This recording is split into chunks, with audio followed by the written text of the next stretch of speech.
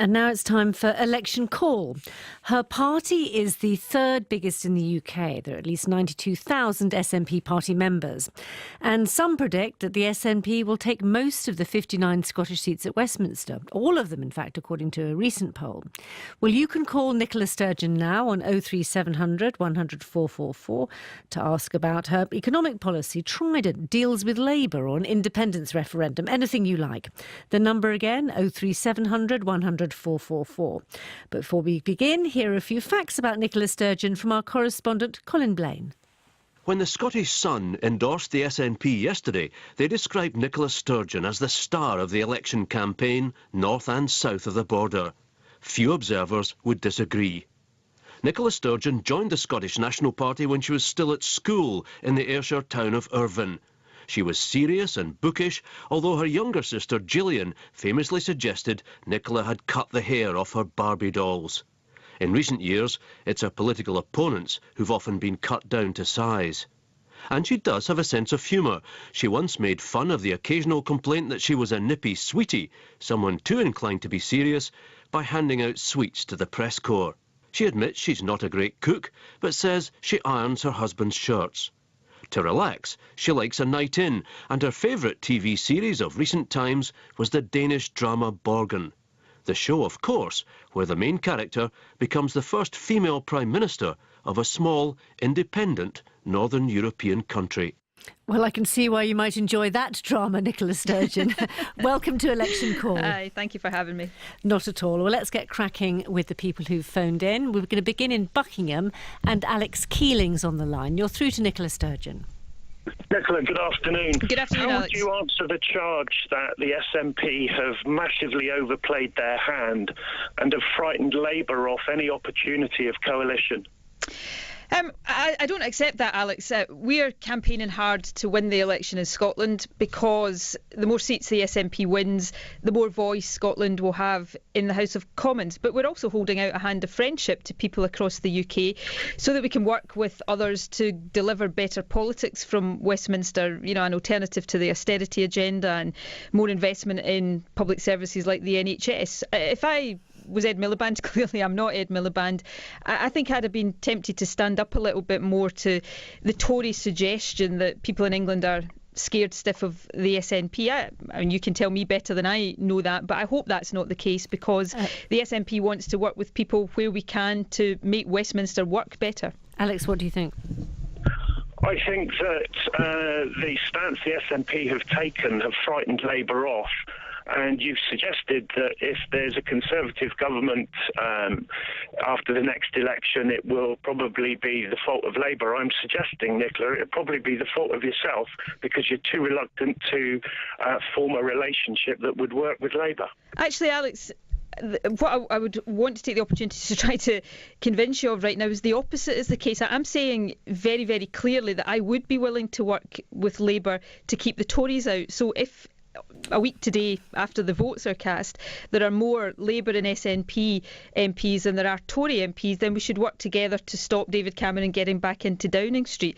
It's actually Ed Miliband who appears to be suggesting, I don't know if you saw the Question Time programme last night, where he appeared to say that he would not take the opportunity of being Prime Minister if it meant working with the SNP. And I think that's a rather absurd position for him to take. If we've got the opportunity to get the Tories out, then I think we should take it, even if it means putting aside some of our differences and coming together to respect how people have voted and getting a government that is better than the Tory one we've got just now. Alex, thank you very much indeed. And we've had this tweet from Christine Clifford. She says, I'm a Labour Party member.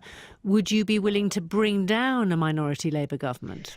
The SNP is not going into Westminster to bring down governments or to stop budgets getting through. We would be going in to try to get more progressive policies from a minority Labour government. And these days, with a piece of legislation that's called the Fixed Term Parliaments Act, it is possible to change the government's position on particular issues, to defeat governments on particular issues without bringing the government down. And in fact, you'd be quite likely, wouldn't you, to support a Labour Queen's speech? If you look at some of their measures there, you know, end 0 hours, increase minimum wage, abolish non-doms, there's a huge amount that you would agree on, isn't there? There's lots we agree on. There are things we disagree on. So, we don't think there should be further spending cuts in the next Parliament. We think there should be responsible spending increases.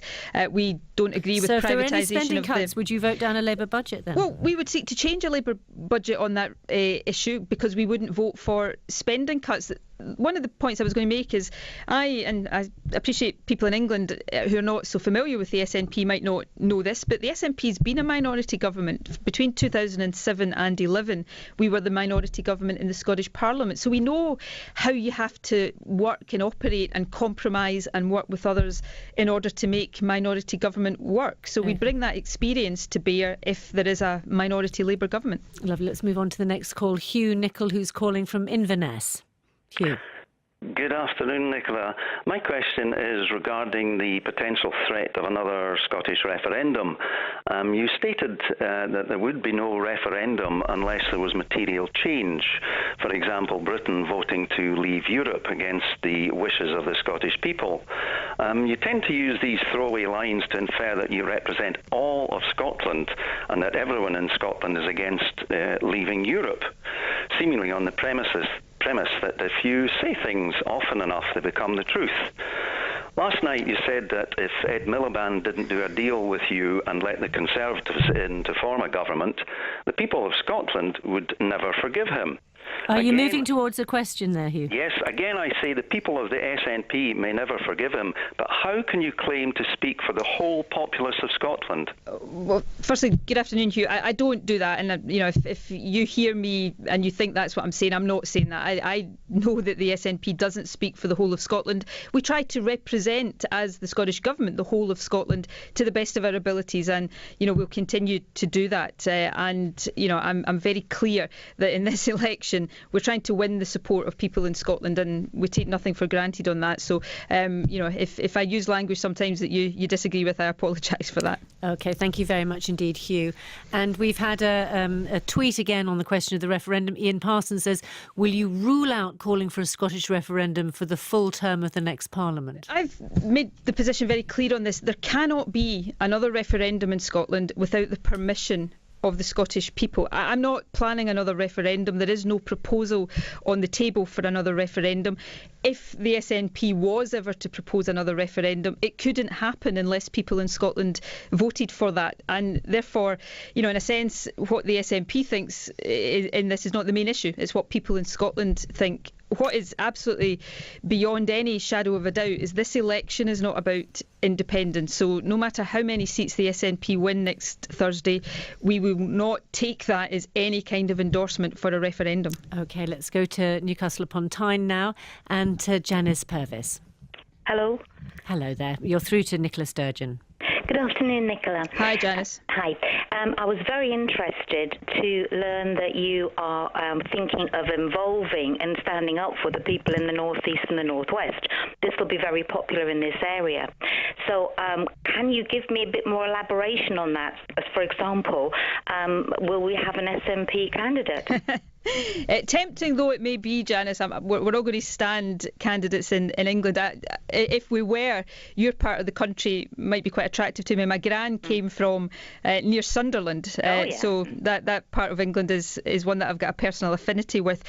Look, we're the SNP, we stand candidates in Scotland. We're not going to stand candidates in England. But what we do say, and I mean this sincerely, is that if the SNP gets a lot of MPs in Westminster, we want to try and make that system work better, because the decisions that are taken there affect the lives of people in Scotland just as they do people in Newcastle or any other part of England. And I think there's lots of things that Scotland and the north of England can work together on. We know how important infrastructure and connections are. We've got an initiative already between the south of Scotland and the north of England called the Borderlands Initiative, which is all about building links. So yes, the SNP believes in independence for Scotland, but Scotland voted last year not to be independent at this stage. So we want to work with others to make Westminster as good as it can be for all of us, because people in Scotland often feel very remote from Westminster, or it feels very remote from them, but I'm pretty sure that's the case for people in Newcastle as well. Thank you very much indeed, Janice. And to Cambridge now, and to Andrew Bott. Andrew, you're through to Nicola Sturgeon. Hi, Nicola. Hiya. One of your main commitments seems to be to scrap Trident. Nobody likes having Trident, to be honest, and I'm sure that we all think of better money. But no one seems to have considered the effects of scrapping Trident on our status in the world. It sort of buys us a ticket to NATO's tables. It's fundamental to our relationship with the US on defence. What would happen without Trident? Well, I don't think that Trident is essential to our place in the world. I mean, you mentioned rightly NATO. I think NATO's got 28 member countries. 25 of them don't have nuclear weapons. Of the 200 or so countries in the world, 190 don't have nuclear weapons. It's actually the exception for countries to have nuclear weapons, not the rule. I actually think what we need to be a responsible member of the world community, able to defend ourselves and play our part in the wider world, are strong conventional forces. I mean, there was an example just before Christmas when there was a suspicion that Russian submarines were patrolling in UK territorial waters. And because Britain, since the Nimrods were decommissioned, doesn't have any maritime patrol aircraft, we're an island nation, but we don't have any maritime patrol aircraft, we had to call in other countries to come and help in that situation. Andrew, sorry. I want to just bring Andrew back on that. What do you make of that, Andrew? I just think it's really short-sighted. There's growing nuclear threats all over the world. There's debates going on at the moment to try and stop nuclear weapons being developed in countries which are an immediate threat to us.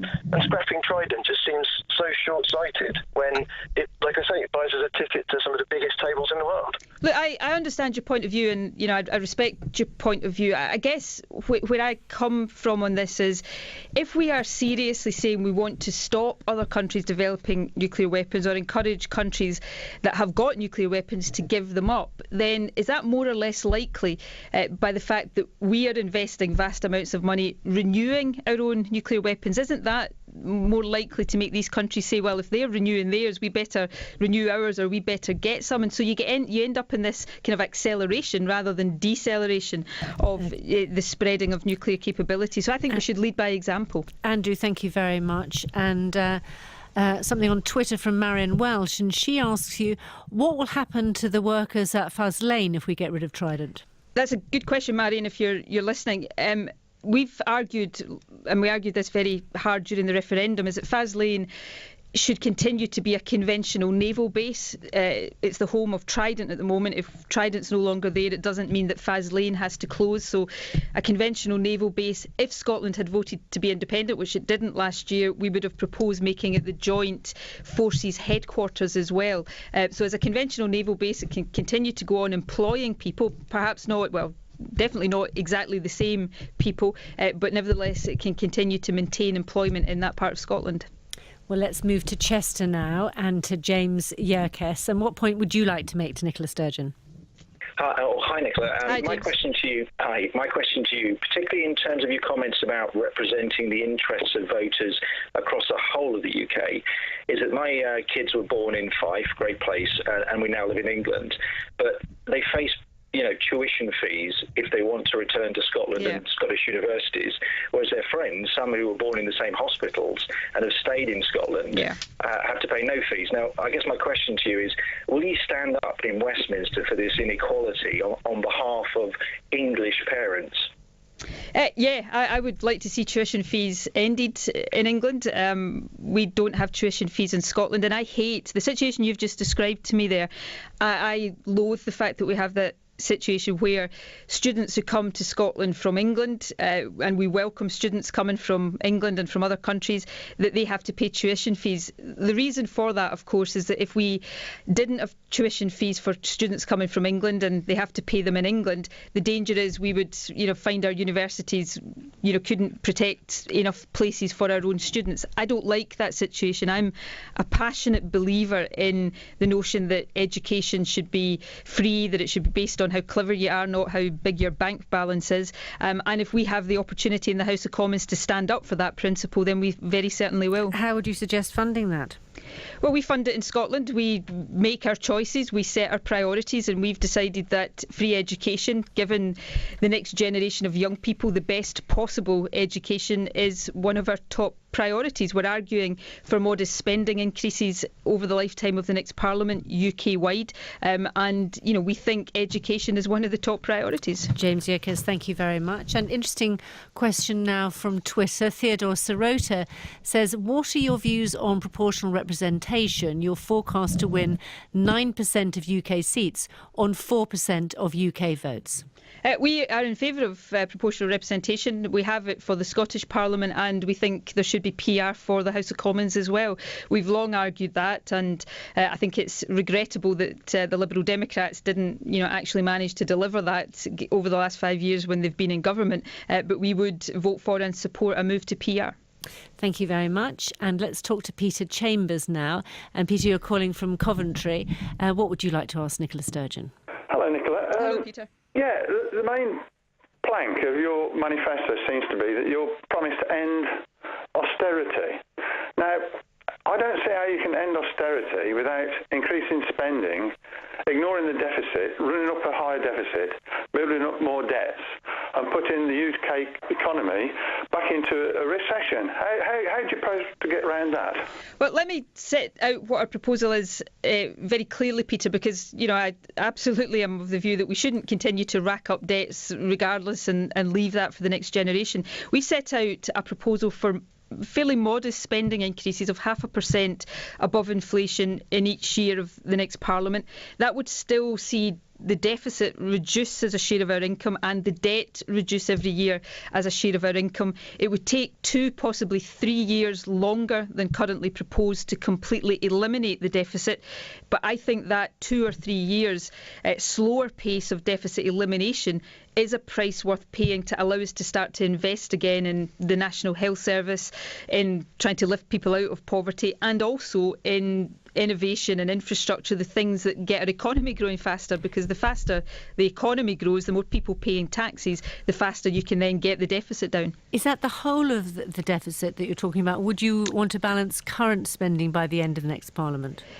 I'm talking about the whole of the deficit. Current spending under our plans would, be fairly close to balance by the end of the Parliament. But the entire... Isn't that the same as Labour then? You attack them for supporting austerity. Labour, you have to ask Labour. Labour say they want spending cuts. I don't want spending cuts. But the entirety of the deficit would take 2 or 3 years longer than the end of the next Parliament to be completely eliminated. And that's the proposal we're putting forward. Peter, thank you very much. And let's talk to Joan Carnell now, who's calling from Basingstoke in Hampshire. Oh, hello. Hello there. Oh, hi. It seems to me that the Scotland and SNP is quite a minority interest for most people. I mean, after all, you only have a population up there in Scotland of about 5 million out of the 62 million or so in the rest of the UK. And obviously the voting population is less than that, and not everybody supports the SNP apparently in Scotland. I just wanted to ask, is it not unfair that the SNP has such a loud voice in UK politics? Well, the SNP is not a minority. Well, we'll see whether the SNP is a minority next Thursday. Well, the government in Scotland just now, you're right, that Scotland as part of the wider UK is a relatively small part.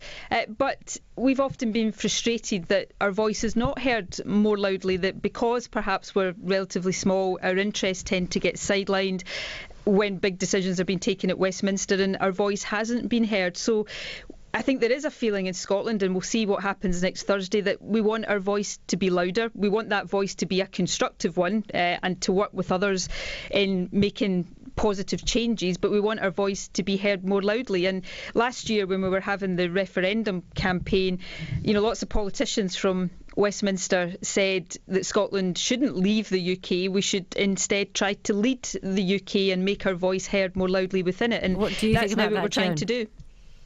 Joan, what do you think about that? Well, I mean, I think the people of Scotland are very fortunate to have such an able advocate for their needs and desires. But unfortunately, I mean, where I am down in Hampshire, we have nothing like that. I mean, we don't have this kind of advocacy, it seems to me. And besides which, we have heard an awful lot about the needs and requirements of Scotland over the last couple of years. And as I say, they're just such a tiny part of the UK that I think perhaps we should hear a bit more about from other representatives of the UK. Jonah, I'm all for people in England having stronger politicians and a louder voice. I've got a lot of sympathy when I look at the choice that people in England have at this election. Perhaps it's not the best choice on offer. What I will say to you, Jonah, and I promise you this, if the SNP is a big force in the House of Commons after this election, of course we'll stand up for Scotland's interests, but we'll also try to argue for policies that will be good for people right across the UK. We will want to work in partnership, I promise you that. Now, as we heard earlier, Colin Blaine told us that you got an endorsement from the Scottish edition of The Sun, and it had you as Princess Leia from Star Wars and a headline that read Stir Wars. And I'd like you to listen to this from your former leader Alex Salmond, or is it Yoda? You must feel the force surround you, Princess Leia. I am pleased with the Scottish Sun. I am. So what did you make of that? I thought it was very typically Alec. It's very funny and very amusing. So yeah, I'm not sure about the Princess Leia hairdo. Actually, I'm not sure I suit it, but it was a very striking front page. Well, I suppose you'd be worried about the hairdo. You might be worried that your sister would cut those plaits off in the same way that you did to her doll. According to her, yeah, it's me that cut the hair. It was a Cindy doll, not a Barbie doll. Oh, we'll get our facts right. Thank you very much indeed. Nicola Sturgeon from the SNP on Election Call.